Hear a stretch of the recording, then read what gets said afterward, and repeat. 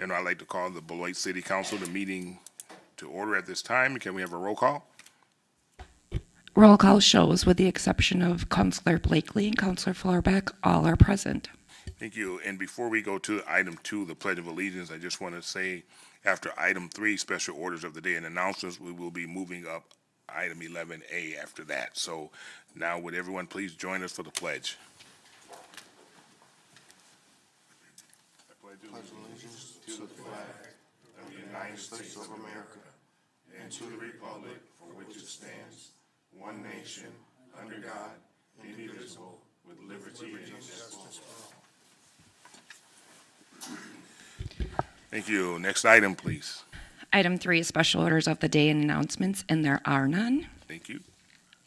Item 11A is a presentation from Katrina Harwood, Health Officer Director for the Rock County Public Health Department. Thank you. Welcome. All right, good evening, and thank you to City Council and City Administration for the opportunity to speak this evening. As mentioned, my name is Katrina Harwood, and I have the privilege of serving as Rock County's Health Officer, and in that capacity, I oversee the Rock County Public Health Department.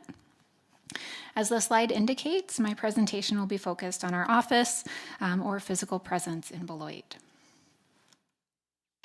Here is my contact information. I have never regretted providing this information out to the community. Any community member or council member who has questions about my presentation is welcome to contact me via email or phone. And if anyone has questions about the services that we offer through the health department, I would encourage them to look at our website or give our office a call. For the presentation this evening, I will talk about where we've been, some background information on our physical office in Beloit. I'll also talk about what we've experienced in the past year and what we have planned for moving forward. Before I get to that content, I know that there might be some confusion between public health and healthcare. It's a topic I speak on quite often. So I did want to provide a little information to help clarify any confusion. So in public health, we love data, but don't worry, no expectation to have a degree in statistics for the next few slides. So look at this slide and imagine that we knew everyone's blood pressure level in Rock County, and these blood pressure levels can be mapped. So the hill would represent these values, with some being higher and some being lower. That dashed line in the middle would represent the average blood pressure value for the population or everyone in Rock County. So some people have higher than average and some people have lower than average blood pressure values. Our healthcare partners focus on clinical interventions. So they are looking at people who have exceptionally high blood pressure values, and they are working on interventions that might include medication, diet, or lifestyle changes. This work is incredibly important, and we have strong partners in Rock County providing these clinical interventions.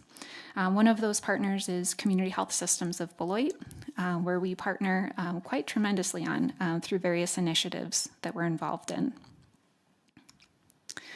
So public health is different. Our public health interventions are looking at changing that average of blood pressure value across Rock County.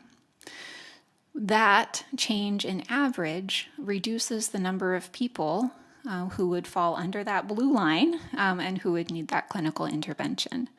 So when we talk about public health working to improve population health outcomes, and when we work to provide services to the entire community, these are the things that we're looking to do, strategies that impact everyone and not just people who are needing some clinical intervention. Again, I just wanted to share this information because I know there's oftentimes a lot of confusion between the difference between public health and healthcare. Again, happy to answer any questions people may have. All right, so transitioning now to a little bit more on where we've been. So prior to 2006, as many longtime residents of Beloit know, the city of Beloit had its own health department. Following a study on the feasibility of merging, the City of Beloit Health Department was consolidated into the Rock County Health Department. And although I was not here at the time of the merger, from reviewing the documents, it seemed that the merger was intended to improve efficiency and effectiveness while reducing overall cost. I do believe that the merger has done this. Since the merger, the Health Department maintained a physical presence in Beloit, which was emphasized in the merger agreement. The Health Department, for several years, leased space at the Eclipse Center. However, over the past 20 years, a lot has changed in public health practice. We've shifted our focus to more of that population health approach, rather than providing those clinical interventions that are now available a little bit more widely, thanks to things such as the Affordable Care Act. While we continue to provide some of the services to individuals, we are mainly focused on that population approach. So the office that we had in the Eclipse Center was closed just for a short time during the pandemic. It was actually a 3-year short time during the pandemic. And at one point we did have a third-party provider provide COVID-19 testing in that lease space. So as that office was closed for the pandemic, it provided us an opportunity to think about the space. We looked at the space, and some considerations that we looked at were our space needs as the health department. We were looking at technology advances that have occurred since the early 2000s. We looked at community partner perspective. I had reached out to several community partners to see what their thoughts were on our physical presence in Beloit. And we also looked at the cost and the impact of programs and services if we were to end the lease. Ultimately, we did decide to end the lease. That ended at the end of 2023. We made the determination because we thought that it would be a cost-effective solution while having minimal to no impact on our public health services to communities across Rock County. Many of you were on City Council when I was here in June of 2023 to talk about our plan to end our lease at the Eclipse Center. During and following the presentation, I did hear some concerns raised about our presence in Beloit and a perception that we would no longer be providing public health services to Beloit residents if we no longer had a physical office in Beloit. I did appreciate hearing the concerns that were raised both by City Council and by residents. And as a result, we pivoted our plan and established regular hours at the Beloit Public Library, which started in January of 2024. Beloit has a wonderful library. The Beloit Public Library and the staff there were welcoming, and they were very eager to have this innovative approach of having a public health space inside the library. We were also very excited about it because we like to do things that are innovative as well in the health department. One of the concerns we also heard back in June of 2023 was access to vaccines if we no longer had a physical presence in Beloit. One of the things that I mentioned at that time was our strong partnership with Community Health Systems of Beloit, where we try to refer people who are in need of vaccines and who are eligible for free vaccines from the state, because Community Health Systems of Beloit can offer more comprehensive medical services that we aren't able to provide in the health department. All right, so a little bit more about the partnership we had with the Beloit Public Library. We established regular hours at the library on Tuesday and Thursday from 9:30 to 5 p.m. And we developed 3 overarching goals for this partnership. The first was to build trust with residents by being present and visible within the community. We also worked to promote public health programs and initiatives. And we wanted to engage community members and community partners in collaborative planning. All right, so what did we see and experience? First, we had about 246 different conversations with people coming into the library between January and October of 2024. That number may seem like a lot, and it was quite a few conversations. We documented the scope and purpose of these conversations in a tracking workbook. And one thing of note is that most of these conversations were very casual. We had staff going out into the library and saying hello, starting a conversation with people. And that's what these conversations represent. We also had a lot of conversations with staff of the library to help learn what they're doing and to share with them what we do in the health department. So although this number seems like quite a bit, I would say the substantial conversations we had with patrons coming into the library were much less, a couple handfuls. Those were valuable conversations. It just wasn't a large volume. We also tracked the number of Get Connected cards that we provided to people in the library. We have cards that have information on how people can stay informed about our work in the health department and how they can connect with us if they have any questions. We had 26 of these cards issued in our partnership with the library through October, which I think represents a little bit different level of engagement, talking about patrons in the library. We also provided 32 business cards. So these would be my business cards. These would be business cards of staff in the health department. And these, again, are a little bit more of that, concrete engagement for someone about our programs and services. One service that is only offered through on-site is our water test kits for private wells. And we issued 9 of these water test kits through our partnership with Beloit Public Library, which represents about 1% of the total test kits that we have issued in the year so far. You may also be wondering, what did you do to promote your presence at the library?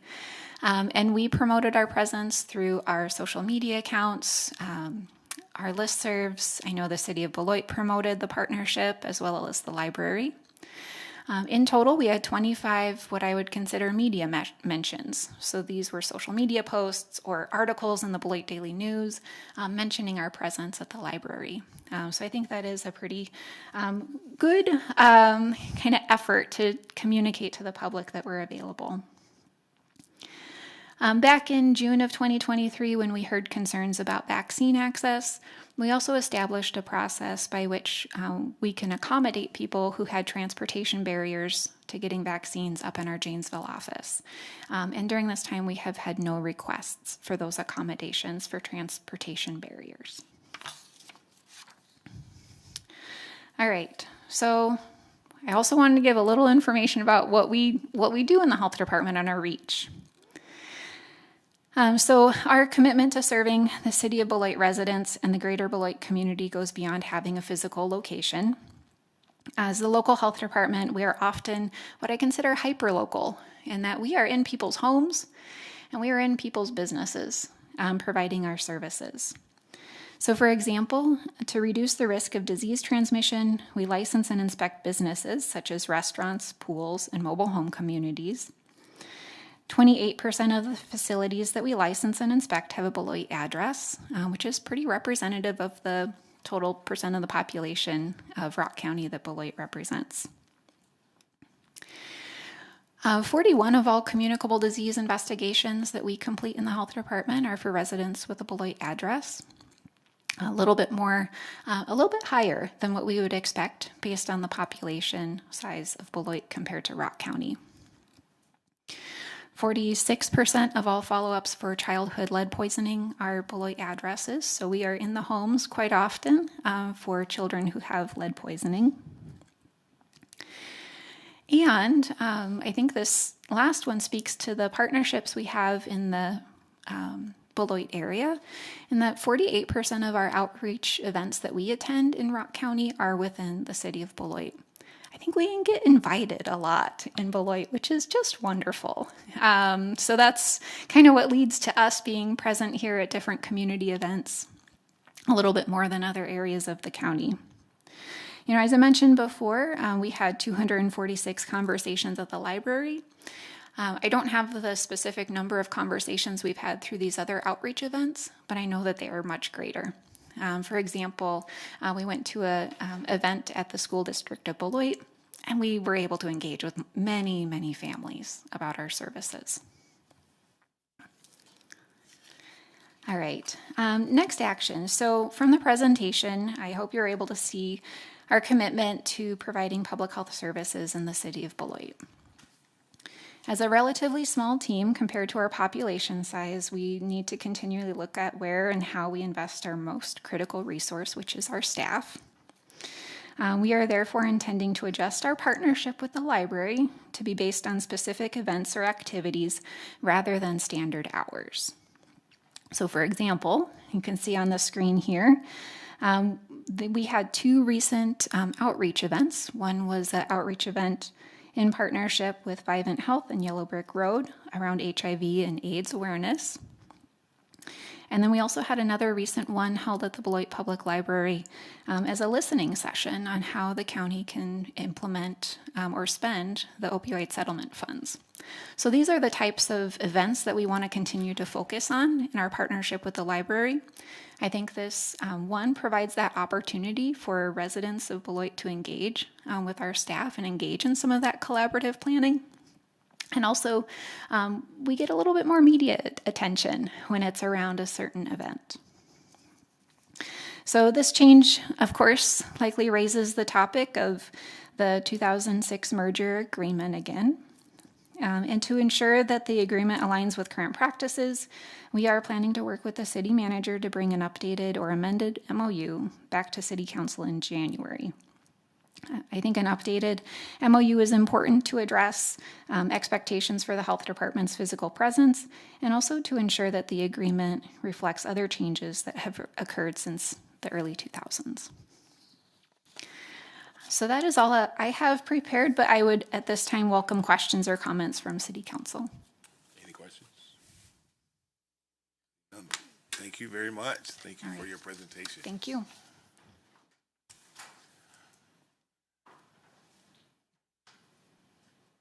Next item, please. Item 4 is public hearings. 4A is consideration of Resolution 2024-157, authorizing an exception to the Architectural Review and Landscape Code for the property located at 1731 Cranston Road. Julie. Erin Nielsen, on behalf of A-Train Properties, has applied for an exception to Section 34.10 of the Architectural Review and Landscape Code, which requires lighting for off-street parking areas, and this request pertains to the property at 1731 Cranston Road. In April of this year, the applicant began removing, replacing, and enlarging the existing commercial parking lot at 1731 Cranston Road without submitting the required plans for site plan review and approval.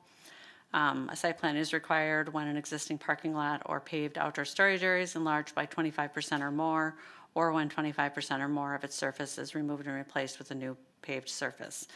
As part of that site plan review, for this particular project, the property was required to be brought into compliance with the Architecture Review and Landscape Code, which includes lighting of off-street parking areas. The applicant did not provide a photometric or lighting plan for staff review. Instead, he applied for an exception to code. His application suggests that the property has been in existence for over 40 years as a retail store. The current use is a small nursery and garden center. As part of the improvements, the parking lot pavement is being redone to accommodate a total of 11 spots.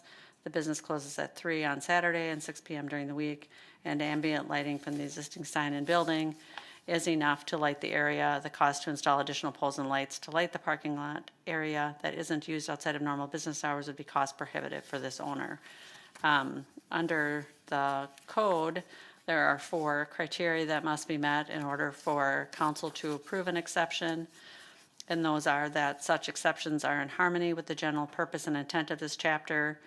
The City Council finds that special circumstances exist involving the size, shape, topography, location, or surroundings of the property referred to in the application, that denial of the exception will cause unreasonable or unnecessary hardship, and that granting the exception will not cause substantial injury to the value of other property in the vicinity, nor be detrimental to the general welfare of the neighborhood or the public.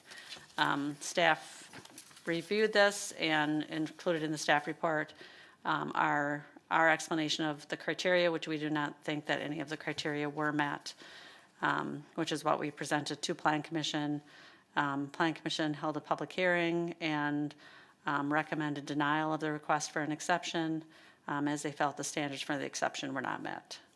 This is on your agenda for action tonight. Thank you. At this time, I would like to open the public hearing on item 4A this evening. Anyone wishing to speak on item 4A this evening, please step forward. Second call, anyone wishing to speak on 4A this evening. Third and final call, anyone wishing to speak on item 4A this evening.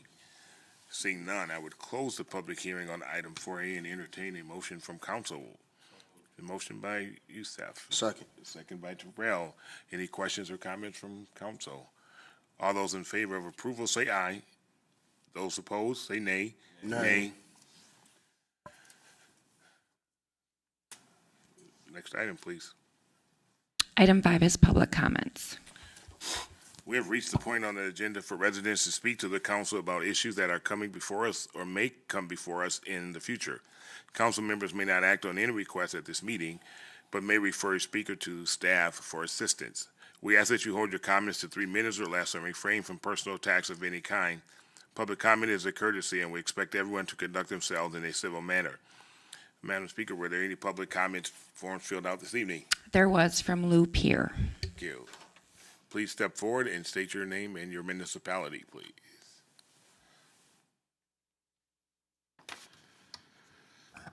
Thank you, Mr. Chair. My name is Lou Pier. Live at 945 West Street in the town of Beloit. I also happen to be chair of the Board of Health, which Katrina represented before you. I want to compliment her in front of you, the wonderful job she does. And that's what I see all the time, that she's very organized and backs up everything that she says with statistics. And you can bank on what she says as being the honest truth. What I heard from that, and I've thought about it myself, concerning Rock County and in particular with Beloit, I hear the words partnership. I hear that more and more, and that's great.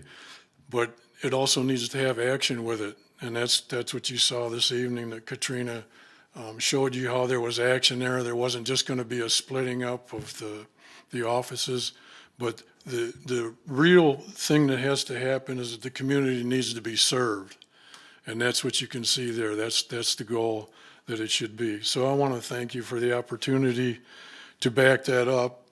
I can say personally, directly, an experience I had being part of the Board of Health is when they put the vending machines there at the Beloit Public Library, we requested that we could come down and see those and how they operated and so on, where they were located in the building.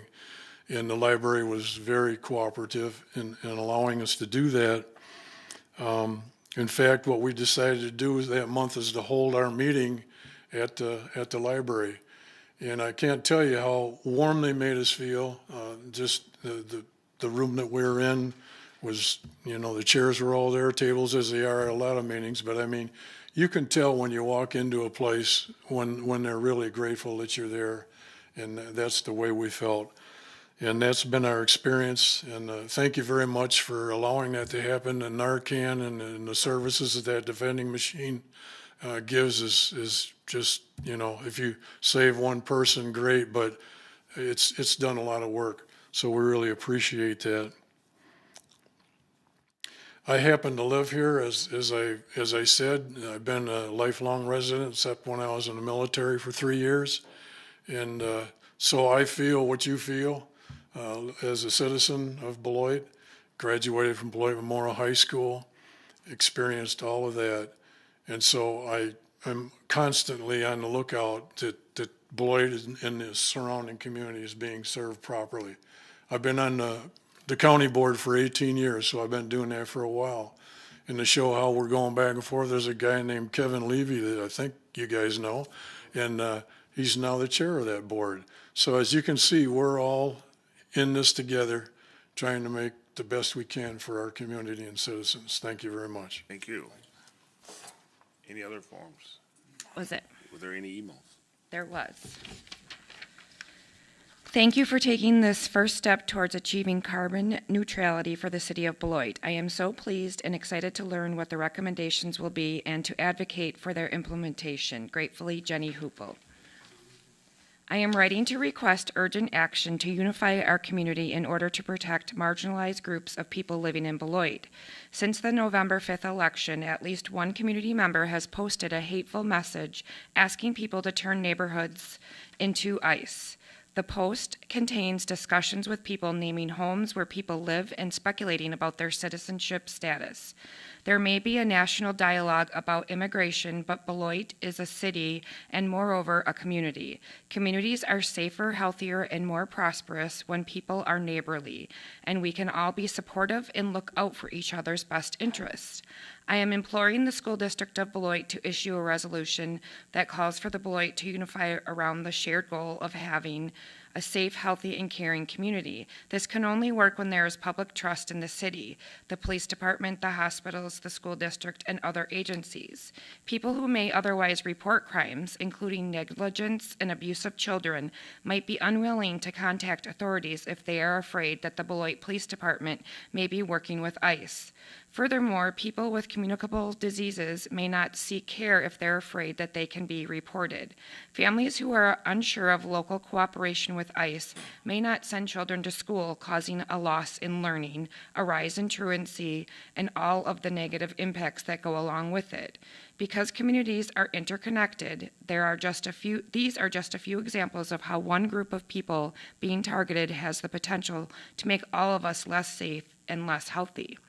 In order to be leaders in a time of uncertainty, I respectfully request that the school district of Beloit partner with the city of Beloit to issue a Good Neighbors proclamation that addresses and clarifies the following.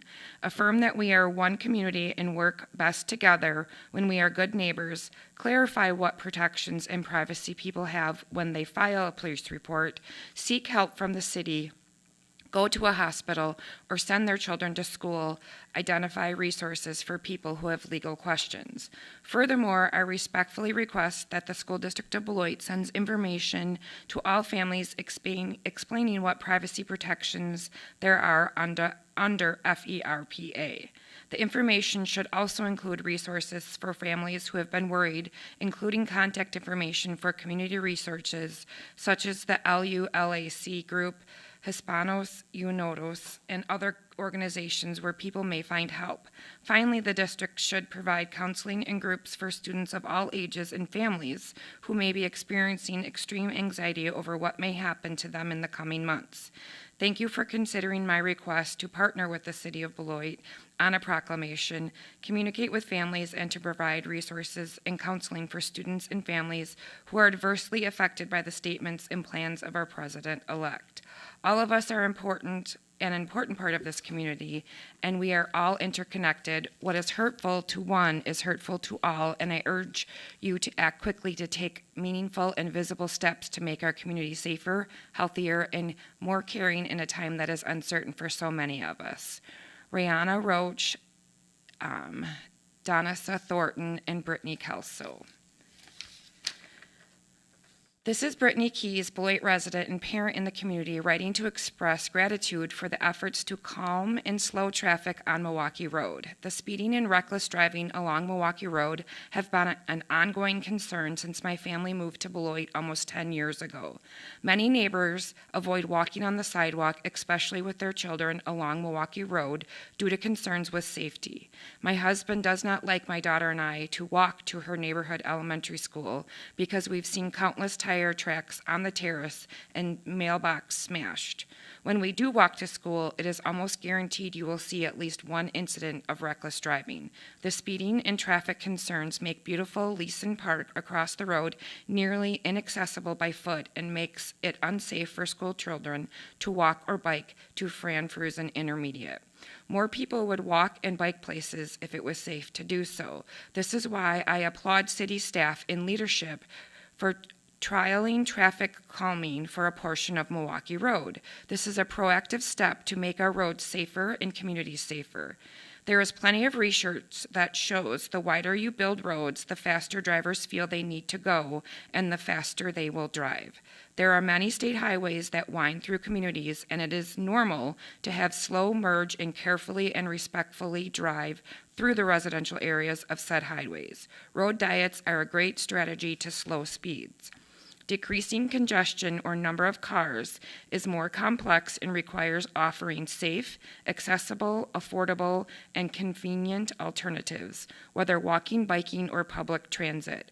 My husband lived abroad for a year and only got into a personal motor vehicle once because the integrated public transit system was so beautiful. We could have this too. Fewer vehicles on the roads and slower vehicles on the roads brings about safer and healthier communities. Narrowing the road will help decrease speeds and improve safety. It would be great. Permanent lane barriers will be installed after the trial period is complete. I applaud this effort, and I am hopeful this will be extended further east so students walking to Fruzen and residents enjoying Leeson can appreciate the same benefit. With gratitude, Brittany Keys.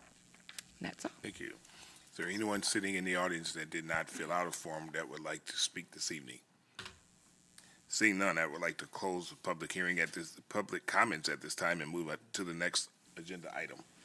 Item 6 is consent agenda. All items listed under the consent agenda are considered routine and will be enacted by one motion.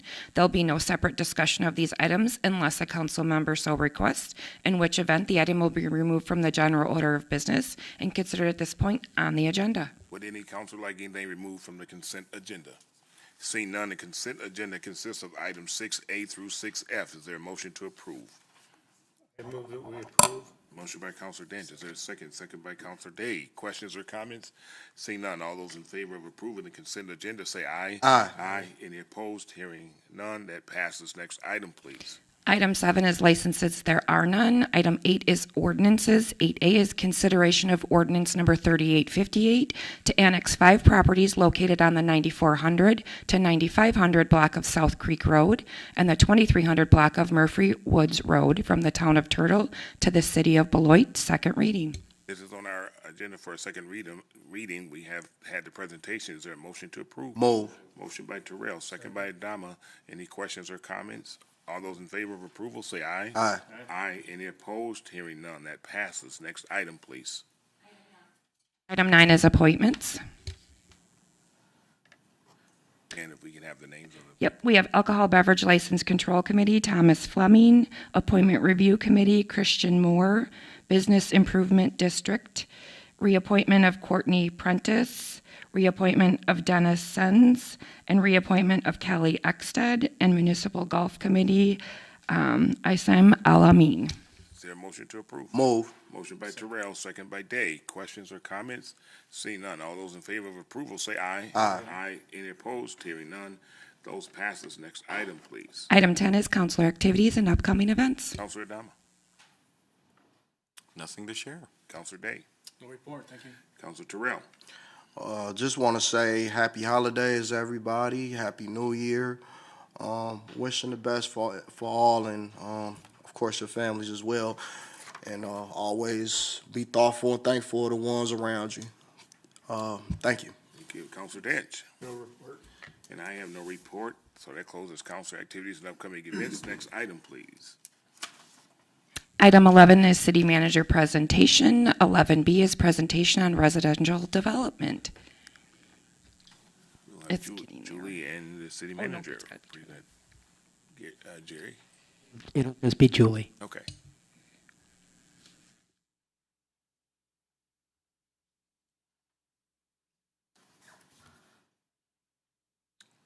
Will it just come up on its own? Yep. Okay.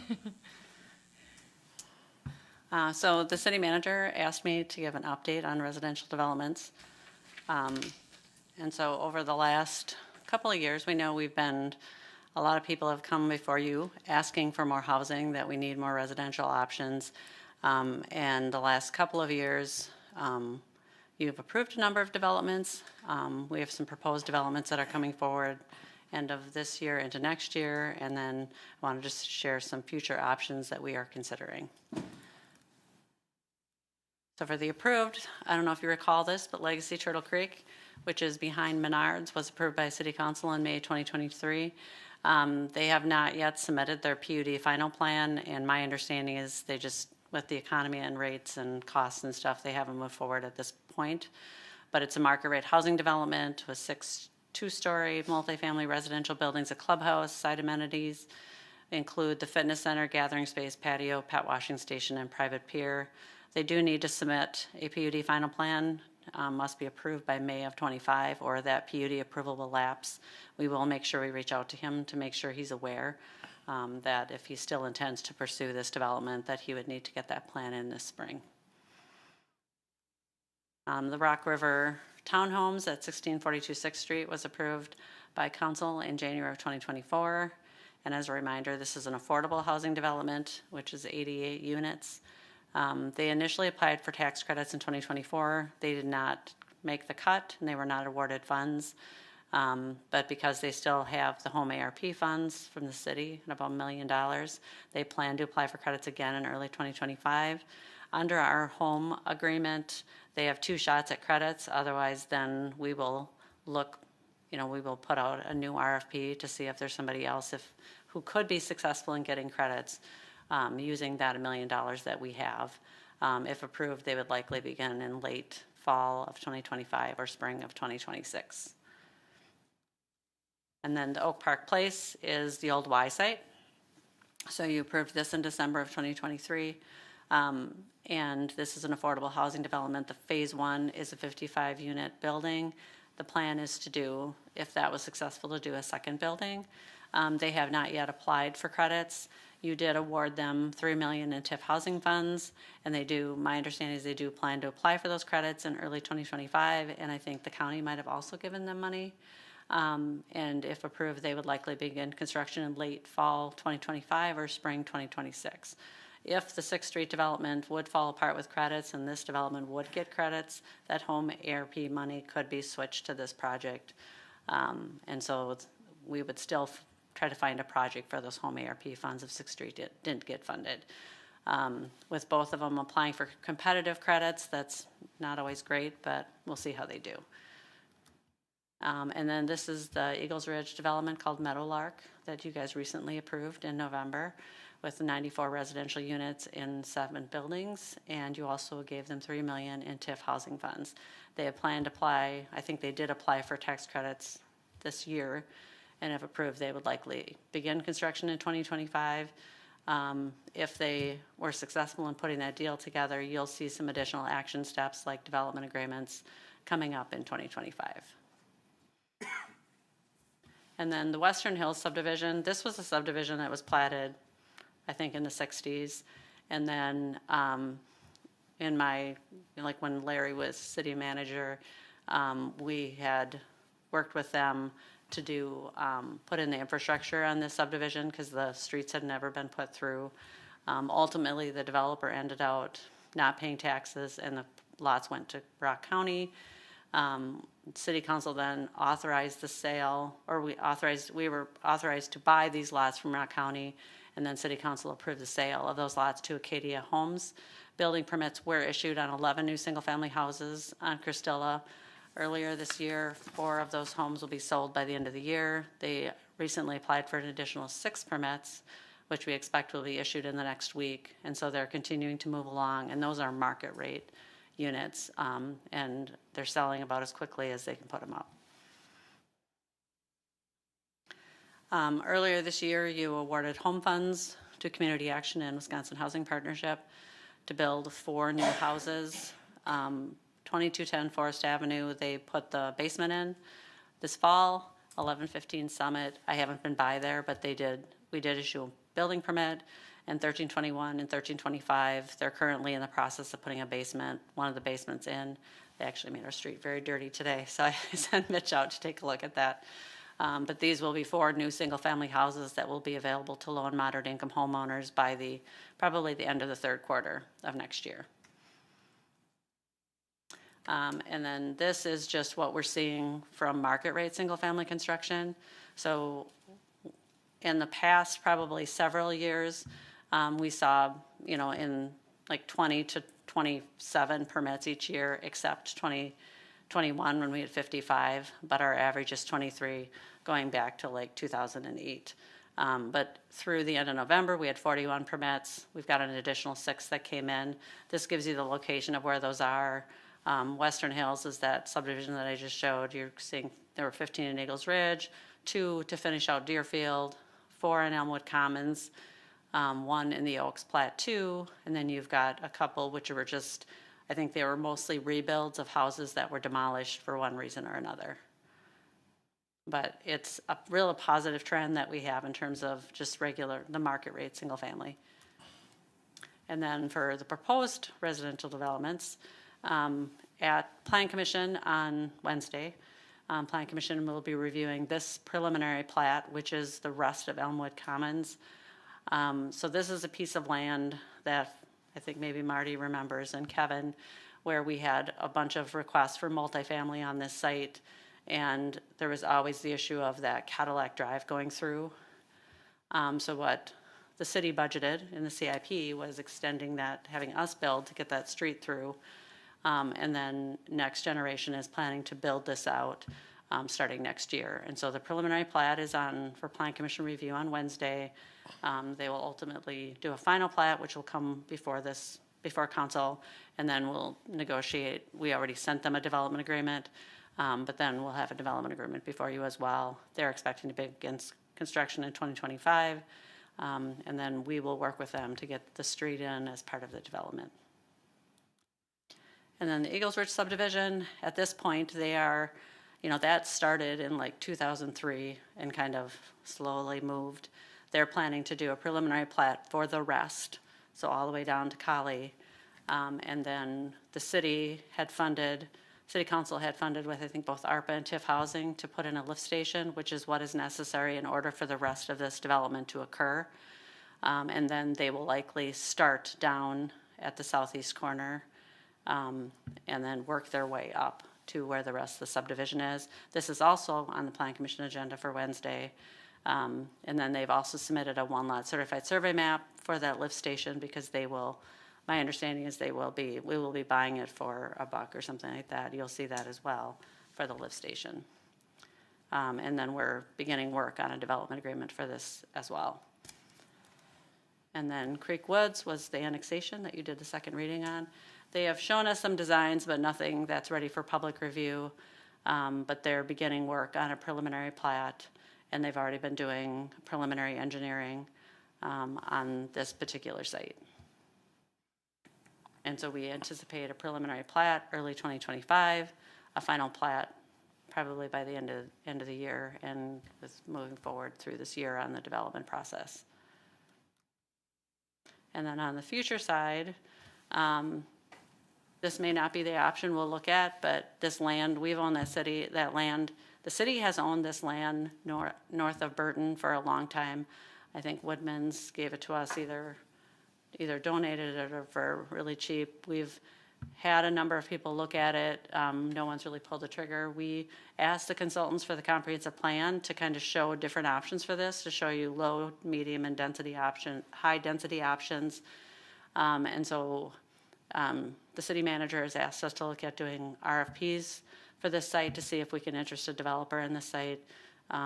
We're contemplating trying to do some soil borings or something ahead of time to just kind of assure developers that the site can be developed, because every time this comes up, rock is always what comes up as a hurdle. And so we're hoping that we can be successful in getting something that may be between the high and medium density, something that the neighborhood could agree to, but isn't necessarily your straight single-family lots, which we don't think will work in this area.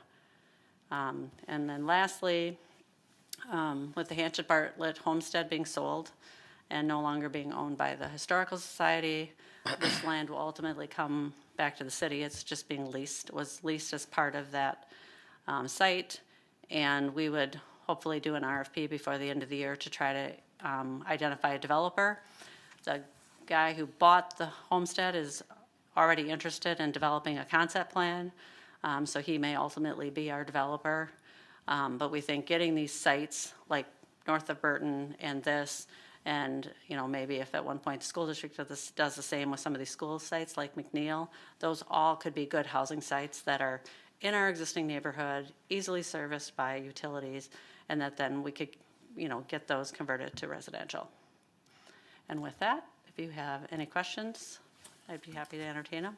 Any questions? I would just like to say I like that update, and if we could kind of get this a little bit more, I think it's going to answer a lot of questions to the public. Exactly, we vote on a lot of things, so I think this is really a good report. Is there a way that we can look at any businesses that we may have approved and see how they're coming along? I don't know if you want to have Drew do that, or... Yeah, I mean, it doesn't, just not tonight, but I mean, at some point, because I think it's important that as we approve things, people are always asking, where are we going with the stuff that you approve? So I think reports like this are great. Now, would this be on the website at all? We can do whatever you want there. We can upload it to the web. It was also my intent to send this to the Beloit Area Task Force on Homelessness, which has expressed a strong interest in housing for a long time. I think they'd love knowing the progress on the items that have already passed through council, as well as some other ones coming down the pike. But yes, we would like to shout about the interest in investment in Beloit. And We could really look at any businesses that we've done that with too as well, just do an update on that. yeah, I don't know if last time Drew gave an economic development update. Councilor Terrell. Yeah, so, Councilor Terrell. I just want to say that I'm very excited about the diverse needs we were able to address for our residents in the city when it comes to housing developments, and I like that we have looked at areas on both sides of the city, the east side and the west side of Beloit, because we had some residents who had some concerns about where we were planning to develop. Some felt it might be on one side versus the other more, and I'm just glad we were able to just address these needs for our residents. It's been something that residents have been talking about for years, and I'm glad to be a part of the action to make this happen. So thank you, Julie. Sure. Thank you. Anyone else? Seeing none, next item, please. Item 12 is reports from boards and city officers. 12A is consideration of Resolution 2024-158, adopting the 2025 strategic plan for the city of Beloit. City manager. Thanks, Council. So Council met in October of 2024 to prepare the strategic plan. We did that as part of the budget workshop. My proposal to the Council, and we'll agree on this tonight, is to basically take the 2024 plan and adopt it as a plan for 2025, with the exception being planning for the commissioning of the USS Beloit, because that's already been done. But to add to some of the questions from this previous conversation just a minute ago, it's my intent to present more quarterly updates on where we are in the plan to council and the public. We'll do that on a quarterly basis. The next one can be economic development. Drew had mentioned to me that he usually presents in January, so he can come back at that time. He also presented to council in August. But if there are other parts of the plan that we should shout about or draw more attention to, happy to take those council recommendations. And then I might just come forward with some things too that I think I want to keep the public and council apprised of. So. Okay. And before I go for a motion, but can we also do that with the strategic plan as well? Yeah, I think absolutely. That, make sure that the public knows that we are moving forward, that we just don't put the strategic plan together and it sits on the shelf. But I think if we do a quarterly report or something on that to let them know how we're faring, that would also help out. So we had the presentation. Is there a motion to approve? Motion by Terrell, second by Dama. Any questions or comments? See none. All those in favor of approval, say aye. Aye. Aye. Any opposed? Hearing none, that passes. Next item, please. Adjournment. The motion to adjourn. Motion by Dama, second by Dave. All those in favor, say aye. Aye. Any opposed? Hearing none, we are adjourned. All right.